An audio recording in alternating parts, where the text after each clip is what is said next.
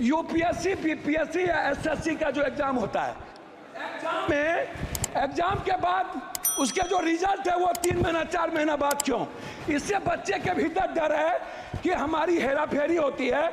मैं चाहता हूं जिसका फॉर्म भरा जाए बच्चे का, यूपीएससी, बीपीएससी, एसएससी या कोई भी ऐसी कंपटीशन में, उसका एग्जाम हो और 15 दिनों के अंदर उसका रिजल्ट निकाला जाए। रिजल्ट निकालकर उसकी ज्वाइनिंग की व्यवस्था की जाए। अध्यक्ष महोदय, मैं आपको हृदय से धन्यवाद देना चाहता हूं।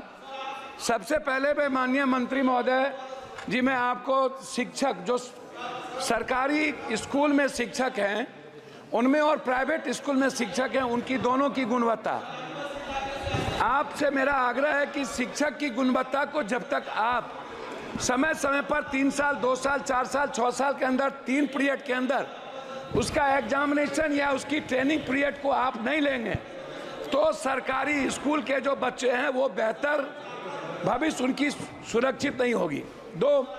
तीसरी चीज, जितना सरकारी स्कूल में और कॉलेजेस में बच्चे हैं 400, 800, 600, 700, क्लास इतने कम हैं। 8 क्लास है, 9 रूम है, 8 रूम है, 7 रूम है। और स्थिति यह है स्कूल और कॉलेज में कि 20% बच्ची के लिए मात्र शौचालय बना हुआ है। पानी कहीं भी सरकारी स्कूल में। सदस्य, आप 6 बार मेंबर पार्लियामेंट हो ना? जी जी, 6 टाइम है ना। अब स्कूल का क्लासरूम तो उसका राज्य देखेगा, केंद्र देखेगा? नहीं, मैं वो नहीं कह रहा हूँ। मैं केंद्र पर आरोप नहीं लगा रहा हूँ अध्यक्ष महोदय, नहीं लगा रहा हूँ।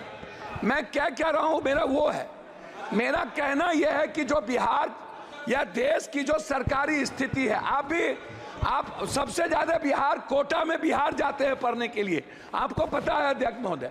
और कोटा में अगले साल लगभग 600 से 700 बच्चे किस तरह डिप्रेस के चलते आत्महत्या किए हैं, आपसे कोई चीज छुपी नहीं है।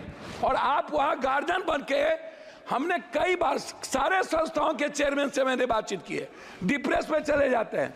मेरा सबमिशन इस बात को लेकर के है कि बिहार के बंटवारे के बाद ना तो एक नेतरहाट खुली, ना तो सैनिक स्कूल खुला, ना ही केंद्रीय विश्वविद्यालय को तवज्जो मिली, ना जमीन मिली, ना नवोदय विद्यालय पर फोकस किया गया, ना सेंट्रल स्कूल पर फोकस किया गया, ना पंचायत में कस्तूरबा गांधी पर फोकस किया गया।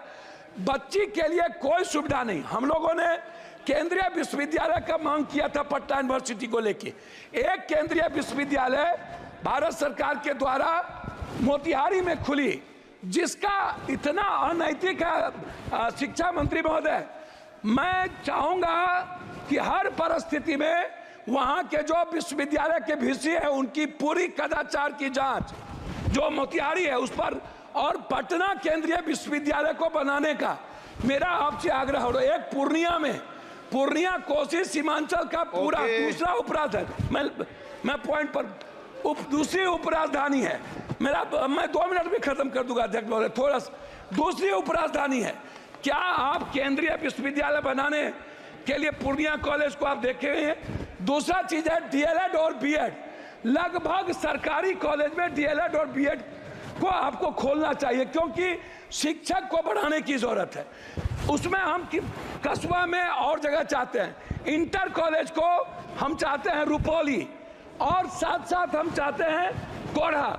इंटर कॉलेज हमारे क्षेत्र में सबसे ज्यादा कम है, उसमें हम आगे आपसे आग्रह करेंगे। आंगनबाड़ी पर आपसे आग्रह यह है कि आंगनबाड़ी के बारे में एक सोच बन गई है कि यहाँ अत्यंत पिछड़ा, दलित, आदिवासी खिचड़ी खाएंगे, आएंगे वो चले जाएंगे।